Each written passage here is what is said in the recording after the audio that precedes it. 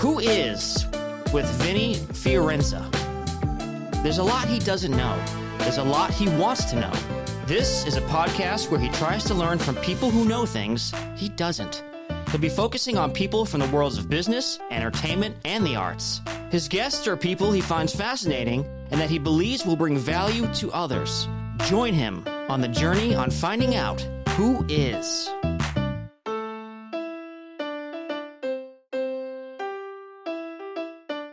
I knew I could dance once I started moonwalking in the kitchen, and my grandma was like, he's moonwalking, and she just made me feel so good in that moment because I wasn't moonwalking.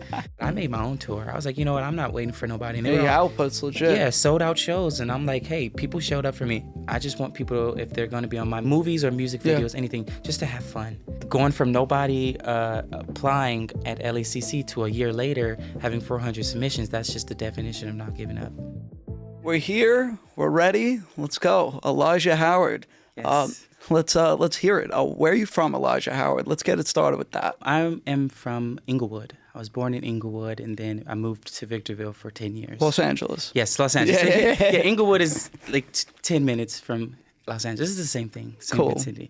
Is that LA County? Yes, LA County. Nice. And then I moved to Victorville for 10 years, and I lived out there. And then I just came back in 2012. So I've been in LA since 2012. Nice. When you were growing up, how do you think your friends or your classmates would describe you? When I was a little kid or now? Yes. Okay, when I was little, I was loud. You were loud? I was a different kind of kid. I was loud. I was disruptive. You know, on the report cards when they put easily distracted, that was on my report card. So I mean, when I was little, but that's good though. Now you're an artist. Yes. Makes now sense. they'll describe me as a very talented individual, very multi-talented. It's good. So you were a little rambunctious. What were your hobbies as a kid? Oh God. Well, my brothers would try to force me to do basketball, but I didn't like not it. for you. I was off to the side of the basketball court making music, That's or like great. to the balls that hit the ground. Sometimes they'll dribble in like a beat kind of way, and then I'll get an idea, and I'm like, oh, I'll do that, and yeah, I would be on the side of the thing making music, and my sister's like, go play basketball. I'm like, no, I want to be with y'all, because they were off to the side singing and stuff too, and I was like, Oh, that's interesting with the basketball and the sounds, Yes. like and how you're translating in your head. To the That's beat. pretty cool. So I was gonna ask if you were always artistic. I guess you were. Like, what were some of the other outlets when you were young that you used? Writing.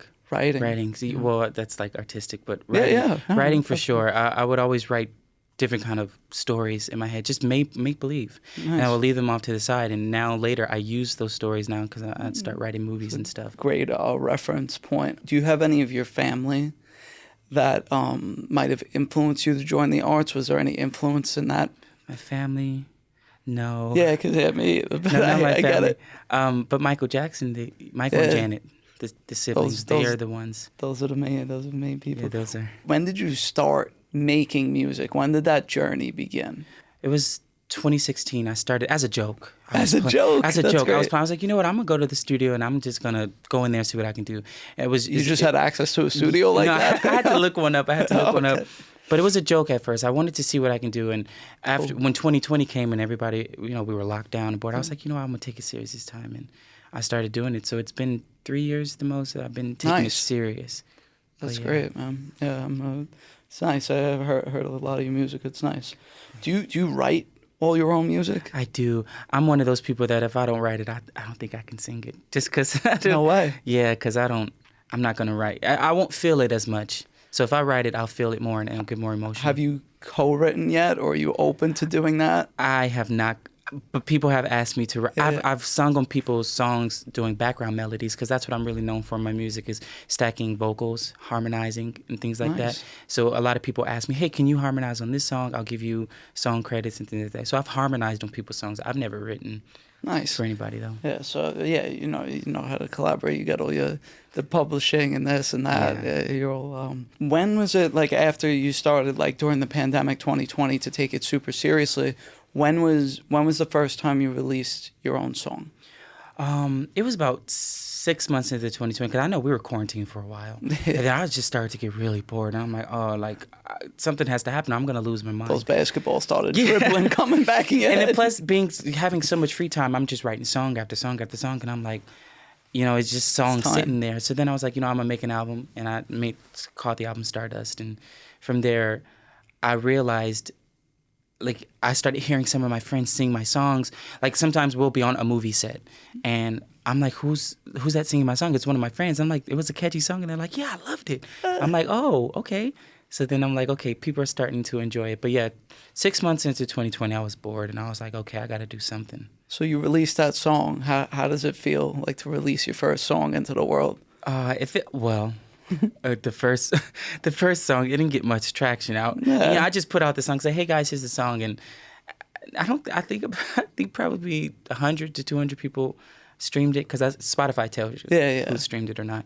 And I was discouraged, but I was like, hey, it's the beginning. Yeah. It's not gonna be millions of people, but you work your way up. I'm still working on people getting to watch this show. Yeah, no matter if it's 1 view, 5 views, or 10 views, somebody's watching. So just keep going. How would you describe your genre? Definitely pop. Definitely pop. Michael, like I said, Michael and Janet Jackson, Bruno Mars. Chris Brown is more R&B, but when he first started, he was pop. So you would say all those artists are your biggest influences? Yes, Chris Brown. Well, Michael, Janet, Chris Brown. Oh, that's a hierarchy. Yeah, I'm like, I have to say Michael and Janet first, because people are gonna think I put somebody before them, but no. Lloyd, Sierra. Just the old school artists. The artists, when they made music, they had a story to it. Nice. And feeling. What are some of the main takeaways that you, I don't know, like to use from those specific artists in your music? Just be creative. That's my main takeaway. When I'm creating music, I'm not trying to think. I don't think in my head, oh my God, people are not going to like this, or people are going to say this about this. You just got to create what Elijah Howard would create. I can't create something that one of my friends, because I have a lot of musician friends, and we tried to collaborate with each other, but we just weren't connecting. But that's okay, because my music is not going to be their music. So just be creative in your own lane. Stay in your lane. That's my takeaway. I know you have a big passion for 80s music. Oh, I do. What about that specifically, and like what inspires you about that sound and the I don't know, just my mom was born 1970, so she was a teenager in the 80s. Young. Yeah, so she was a teenager in the 80s. She's always telling us how good of a time she had, and she blasts her music in the house, and I'm like, wow, this doesn't sound like anything like what we got now. And it just had emotion, it had feeling. And then some of the 80s movies, like The Sandlot is in the 90s, but you got 80s, like, you got Stand By Me, The Goonies, just things, the movies like that. Both of those movies. Yeah, just watching those movies, I'm like, dude, the 80s had to be. Well, you must have been a big John Hughes guy. The Breakfast Club. Oh, yes, 16 I am. Those. Watching Grease and musicals and things like that. The 80s, I just feel like I didn't have to live in that era to know that was a good era. I mean, there was a lot going on in the world, but just music-wise and entertainment-wise. Yeah, there was a lot of culture rising. Like, I mean, the economy was pretty good throughout that whole time. So, they put a lot into the art.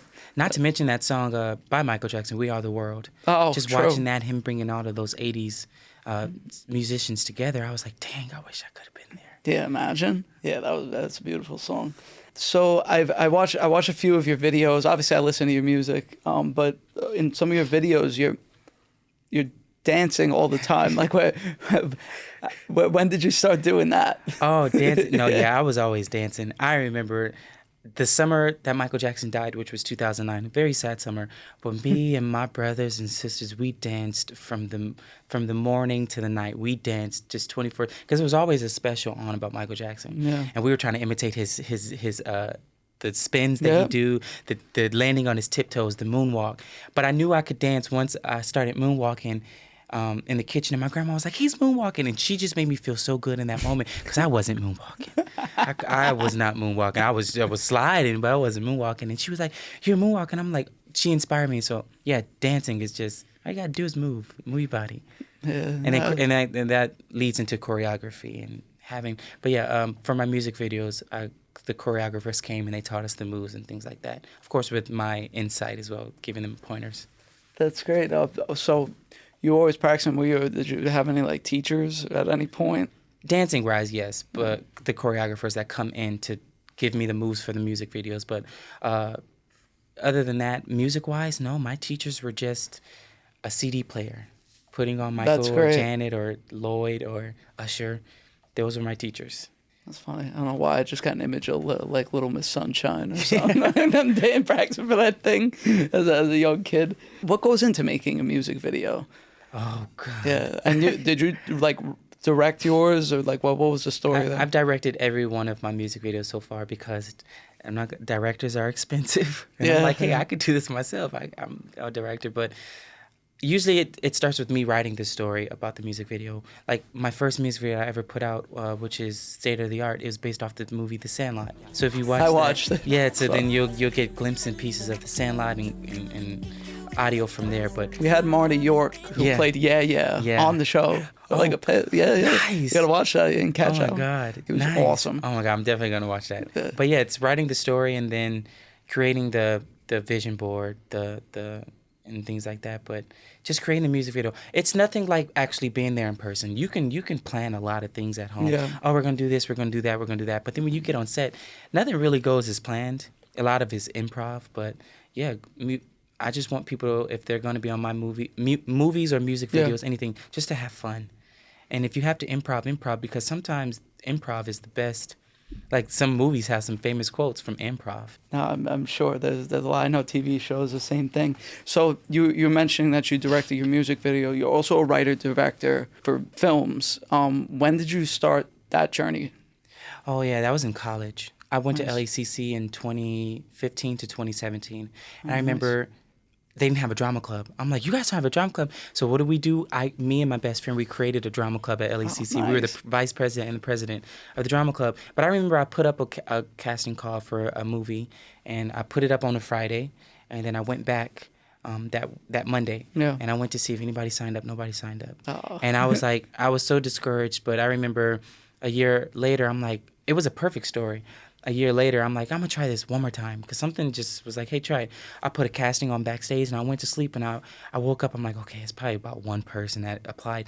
No, my TV show, Easton High, got over 400 submissions, and me and my friends had to sit, and we had to go through 400 different submissions. Easton High was based off of regular students we find out were witches, warlocks, vampires. So I guess people were really into that. To that, and that's cool. It worked. Going from nobody applying at LACC to a year later having 400 submissions, that's just the definition of not giving up. That's amazing. Congrats. That's a big accomplishment. 400 people interested in what you do. It was a long journey of that audition stage. I had to look through a lot of people. This is good, though. You get all that experience. Sounds like you've worked in every single aspect of the pre-production side of things for sure. Yeah. Definitely on an indie level. What some of the filmmakers that have inspired you to start writing screenplays? James Vaughn, for sure. Yeah. When I watched him do the Insidious films, I was like, wow, he's a really good director. Tyler Perry is my main. Yeah. He's my main. Tyler Perry is my main inspiration when it comes to movies because I grew up on Tyler Perry. Yeah. My grandmas and aunties would always have Tyler Perry on, and he had so much courage to get on stage and address and deliver a message. I believe one of his stories was the person that was actually supposed to play Medea did not show up for the show. He just like, hey, I'm going to put the dress on and the wig. I believe that was the story. And he got up there and he wowed the crowd. And from then on... He's so talented. Yeah, now he has his own production company, his acres of land. That's who I want to be by... That's who I want to live by making my movies. He's a rock star, and it's beautiful like that he, could inspire someone like Elijah to, he inspired me a lot. Yeah, he's inspiring me. Yeah. He's super and talented. his movies are so good. They're even his acting, too. Yes, they're captivating, and they tell a story. Yeah, those are great answers. So you have this mini series, Easton High, right? Yes. That was the name of it. So you casted it. What was like some of, I guess, a little bit of the story, and where is it at now? Like what happened with it so far? Well, yeah, the story of Easton High was students. They all go to this one school, and they start to find out, or they start little things start happening here and there. They start to realize they have magic. Some of them are witches, some of them are warlocks, some of them are vampires, and they're trying to figure out how did they all end up at this school, I believe there's about 3 or 4 episodes out right now. I stopped putting the episodes out only because I wanted to find a good editor for them. We got you. No, yeah, that's what we were talking about earlier. I edited the entire Easton High series. Congrats, that's huge. Yeah, whether it was VFX effects, color grading, sound grade, sound. Wow. Yeah, sound engineer. But then I started to overwhelm myself. Yeah, I know how that goes. Yeah, and I'm like, okay, I gotta find somebody to do something. But you reach out to people, and the prices are crazy. Yeah, it's on. So it's on lot. hold. It's on a hold right now, Cool. just until I find somebody that can do it justice. When was this again? I know you mentioned. Easton High was filmed in 2021. We started. Oh, so it was recent. Yeah, very Okay. recent, Yeah, and we were done. We wrapped 2022. What's the goal with it? Like in the sense of like, how long is the story? Is the whole story told? No, it's seasons. Cool. But we filmed 10 episodes so far. Oh, you yes, did? over Wow. over a span of a year. And mind you, it's a small budget. It's Yeah, just yeah. me getting paid from my That's 9 to cool. 5 job and just Congrats. putting money there. Takes so much guts to do that. Yeah. So I changed it from now. We're gonna start filming, I believe, next year.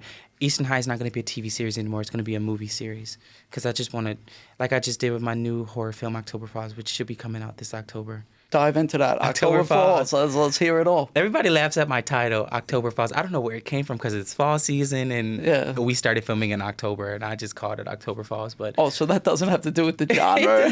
well, in the movie, the town is called Hidden Falls, but since the killer Cool. always strikes around October, they like curse the town like, oh, we're called October Falls now because that's when he strikes in October. It's almost October now. Yes, almost. He's coming. He's on his way. The trailer come out and everybody loved that trailer, man. I'm excited. I've never done a horror film, so I'm excited for people to see it. But yeah, I casted October Falls off of Backstage as well. Over 200 submissions. We actually had, that was the first movie I had auditions in person. I wasn't there. I just hired the 3 casting directors to go for me, and they sat through the audition. They just sent me the videos and things like that, but.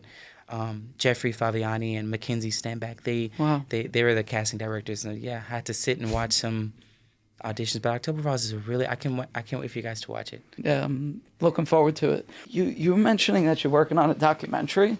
Oh yeah. Tell us about that. My friends laughed at me so much when I came up with the idea of I have a documentary. They're like, Elijah, what have you done? You haven't done anything yet. What do you mean documentary? Because usually documentaries happen later in life when you've done something. And I said, I've done a lot in my 2 years of starting, but this documentary is more so Icon in the Making. That's the name of it. Just showing people it's like your genius. Or Yeah. whatever. You saw the Kanye one. Yeah, I did. And the Drake one, that inspired me too. Yeah, Watching cool. those documentaries, or Janet Jackson just had a documentary that came out. Just watching that, I was like, I need a documentary because it's not so much where I'm at in my life. It's more so showing somebody just like me, a regular person that still has a 9-to-5 job to this day, that you can do it. You can go from a 9-to-5 job and still, like a lot of people get these jobs and they get lost into these jobs. And I always try to remind people that this job that you have right now is just a stop on your journey, just a temporary like detour. You know, as long as you're telling yourself at that job, I'm constantly in my head, this is just like in my head, I have to repeat it to myself because some people can get lost in the job. You got to repeat it to yourself like, hey, this is temporary. It's not for long. But this documentary is to show people that, hey, you can do it just like me. Cool, man. Looking forward to that too. Wait, you didn't complete that yet, did you? No, it's coming out in January. January. Congrats, man. So yeah, it's coming. That's soon. huge. So as a writer, director, musician, all of it The whole above, shebang. what are some of the major hardships that you go through as that type of filmmaker, creative type? Rejection. Rejection. Yeah. Rejection, or just I've made a lot of mistakes about hiring friends, and I realized that in this business, that's why they never say that don't mix relationships with business or business with friendships. Friends, But I made a lot of mistakes because it was the cheaper route. And I say, oh, my friends will help me out because they won't charge me. Or I would pay them something because I never like people coming for free or something. But hiring friends, and those friends either, canceling on you last minute. Yeah. And, they're your friends, so they're thinking like, oh, he's not going to get, we're friends. He's not going to get rid of me, or he can't fire me, or things like that. But that's the biggest mistake I've ever made in this business, is hiring friends. And I won't do that anymore. I promise you that. Learn the hard way. Yeah, and rejection. Yeah, Rejection. so wait, to dive a little bit deeper into the rejection, like in what sense? Elijah Howard has gotten a lot of no's. Yeah. And I think everybody has gotten a lot of course, no's. But yeah, I've gotten a lot of no's. I've gotten a lot of ignoring.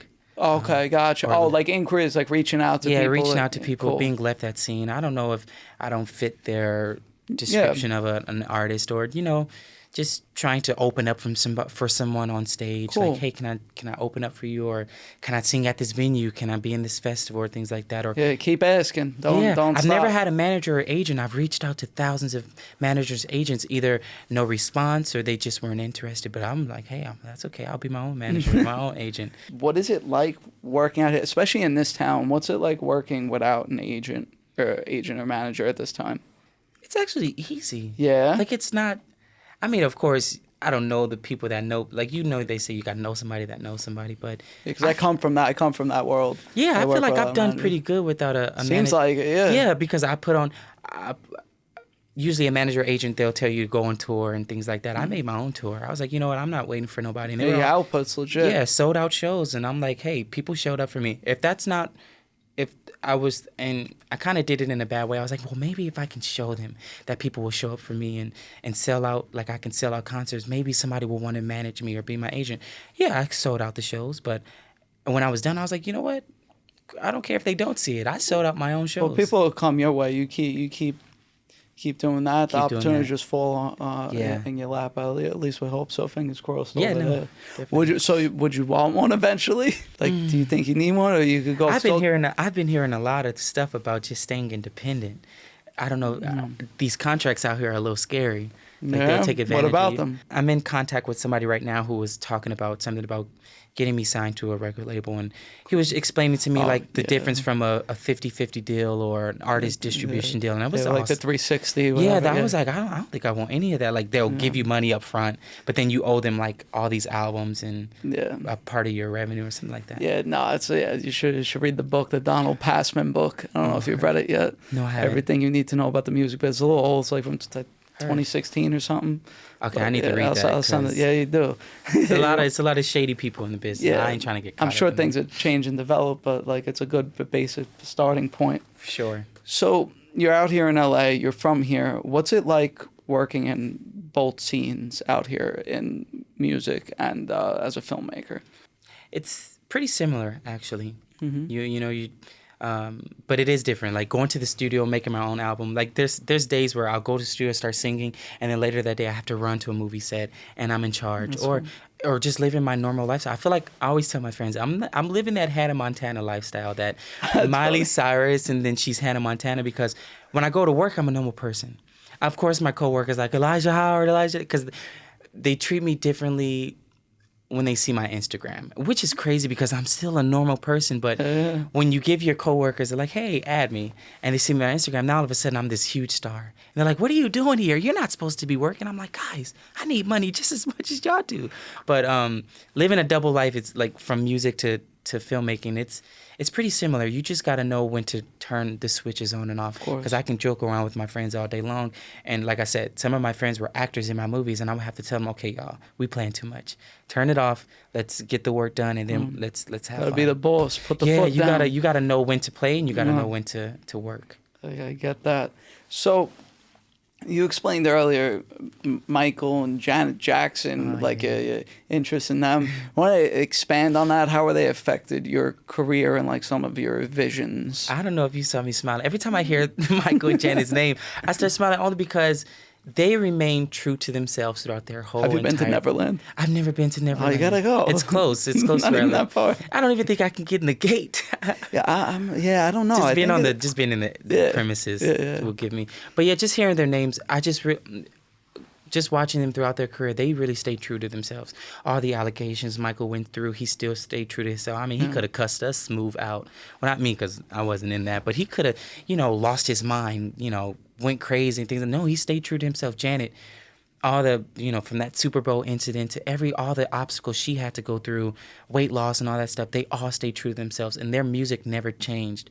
I don't hear their music, I don't hear cussing, I don't hear violence, I don't hear any kind of like things that can be detrimental to somebody like me growing up listening to it. A lot of people don't think music affects you, and music does.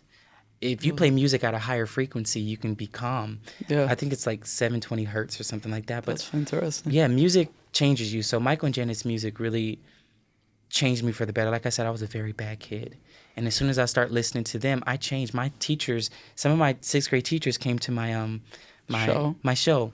And they were telling me after, of course, I was crying like a big baby, but they were telling me, you really changed. I'm excited. I'm glad to see you like this, because they didn't know what I was doing in life. I caught the school like, hey, is Miss Boya still working here? Way. And she's like, yeah, they're still here. Or Miss, all their names. Yeah. But they're like, oh my God, I was just thinking about you the other day. I'm so glad that you're doing good. But yeah, I was headed down a terrible path. Well, we're glad you're here, and we're glad you overcame. Janet and Michael saved me. Beautiful. We're gonna flip it a little bit. Go to a little bit of rapid fire with you. Heard. Do you have a favorite album ever made? Or we could switch it up, go song or something. Favorite song. My favorite song is Janet Jackson, Doesn't Really Matter. Nice. Because she talks about just the inner being, not loving what you see in the moment. A lot of people, especially this generation, they get caught up in how do you look. I mean, yeah, you can go for an attractive person, but that's not everything. Yeah. Some of these attractive people have really horrible attitudes or horrible just personality traits. It's all about the inner being. That's what she's talking about. I love that. So I guess do the opposite. What any Michael Jackson song that stands out to you, to try and pick one? Michael Jackson. Oh, there's so many. But my favorite album of all time is Michael Jackson's Thriller, which was the highest selling album of all time. Yep. My favorite song, probably The Way You Make Me Feel. That's a good 80s guy. I love the 80s. Do you have a favorite movie? My favorite movie, I don't know if anybody know the movie. It's Three Ninjas. It was back in the 80s. Either that one or The Goonies. Cool. That's one of my favorite movies. Love that. I had a poster in my room with that. The Goonies. Yeah. Heard. What's your zodiac sign? So I'm a Libra. So my birthday's this month. Oh, nice. September 25th. Happy birthday soon. Thank you. Someone from history you'd love to have dinner with. Michael Jackson. All right, there we go. Could have called that one. But just so he could tell me all the in and outs of the business. Love that. So we're gonna close out here. If you want to tell the people what you have going on next and where they could connect with you. Heard. So you can connect with me on Instagram, Elijah Howard Official. Just very simple. A lot of people's Instagram names are crazy, but Elijah Howard Official. I'm on Spotify. Everything is under Elijah Howard. What's next? My horror movie that comes out in October. October or November is one of those two. And then we have my documentary, which is January. A Trip to the 80s, my album. It was supposed to come out this year, but holidays are coming. I don't want to release an album during the holidays. So Understood. I'm thinking it's going to be at the beginning of 2024, which is in a couple months. So lots of music videos, lots of big things happening with that album. It's a lot. I can't say, but Elijah Howard train's moving forward. Yeah, fast. I'm trying to sleep as much as I can because I know I'm not. And I've never been on airplanes and things like that. But the team that I've been talking to, I have to be constantly on the move. So soon enough. All over the place. So yeah, there's a lot going on. New movie, new documentary, new music. Awesome. Sure. Yeah, we're happy to have you on here. But, congrats on everything you're doing, and we'll keep in touch, man. Of course. Thanks so much. Thank you.